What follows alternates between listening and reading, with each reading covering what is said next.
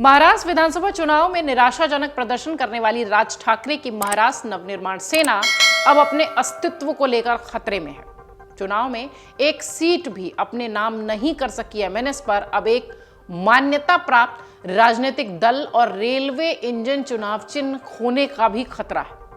राज ठाकरे के नेतृत्व वाली पार्टी द्वारा मैदान में उतारे गए 125 उम्मीदवारों में से कोई भी जीत नहीं सका, जिसमें उनके बेटे अमित ठाकरे भी शामिल हैं। उन्होंने भी चुनाव में हार ही देखी। इस पूरे मामले पर महाराष्ट्र के पूर्व विधायक दल के सचिव अनंत कलसे ने पत्रकारों से बातचीत की। इस दौरान उन्होंने एक राजनीतिक दल के लिए अपनी मान्यता और चुनाव चिन्ह बनाए रखने के लिए भारत के चुनाव आयोग के मानदंडों को भी समझाया। उन्होंने कहा कि मान्यता बनाए रखने के लिए किसी भी पार्टी को कम से कम एक सीट जीतनी आवश्यक है। कुल वोट शेयर का 8% हासिल करना चाहिए। अगर ऐसा नहीं हुआ है तो दो विकल्प हैं, 6% वोट के साथ 2 सीटें जीतनी होगी या 3% वोट के साथ 3 सीटें जीतनी चाहिए।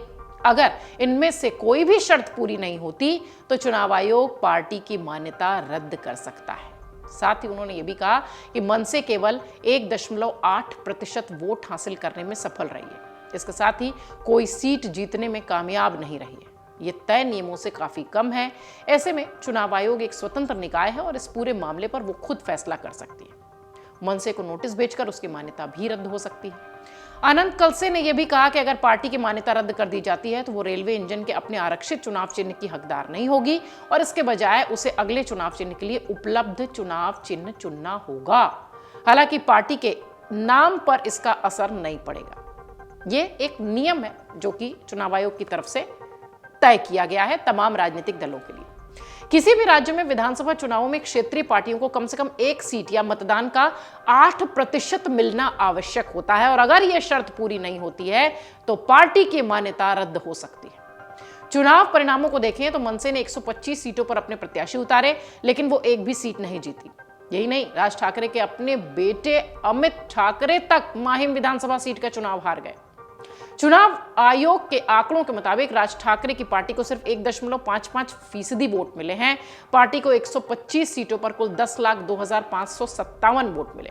ऐसे में अगर चुनाव आयोग पार्टी की मान्यता को चाहे तो रद्द कर सकती है और यह राज ठाकरे के लिए बड़ा झटका होगा। राज ठाकरे और उनकी मन से महाराष्ट्र नवनिर्माण सेना 17 साल पहले राज ठाकरे ने उद्धव ठाकरे से अलग होकर इस पार्टी का महाराष्ट्र नवनिर्माण सेना का गठन किया। कभी बीजेपी और प्रधानमंत्री नरेंद्र मोदी के कट्टर आलोचक रहे राज ठाकरे के सुर पिछले कुछ महीनों से समय से बदले नजर आते हैं। राज ठाकरे 2014 के लोकसभा चुनाव में नरेंद्र मोदी की अगुवाई में बीजेपी का खुलकर समर्थन करते नजर आए थे। 2019 आते आते मोदी को जमकर निशाने पर लेने लगे। 2024 लोकसभा चुनाव में उन्होंने एक बार फिर एनडीए के समर्थन की कथा गानी शुरू कर दी।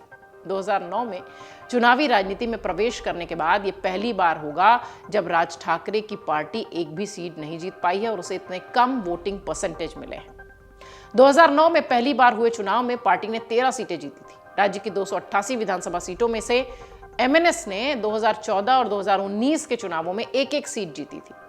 2019 के चुनाव में उन्होंने राज्य के कुल 288 सीटों में से 100 सीटों पर अपने उम्मीदवार उतारे थे और महज एक सीट पर उन्हें जीत मिली थी। वहीं 2024 के विधानसभा चुनाव की अगर बात करें तो 2024 के चुनावों में पार्टी को एक भी सीट पर जीत हासिल नहीं हुई। पार्टी के खराब प्रदर्शन पर राज ठाकरे ने कहा कि नतीजे अविश्वसनीय हैं।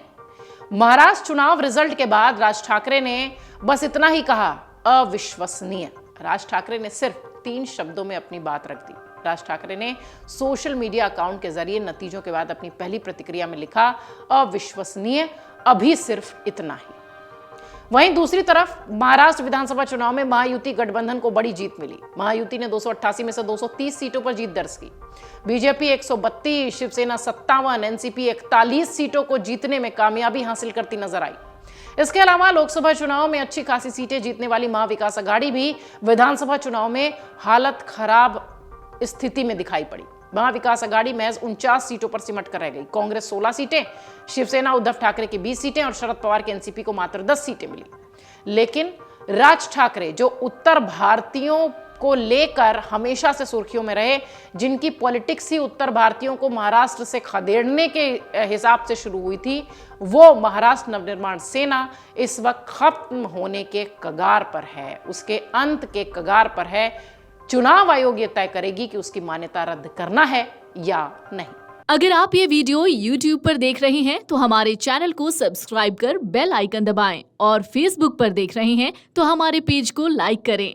8 मिलियन प्लस सब्सक्राइबर, आपके इस भरोसे के लिए बहुत धन्यवाद।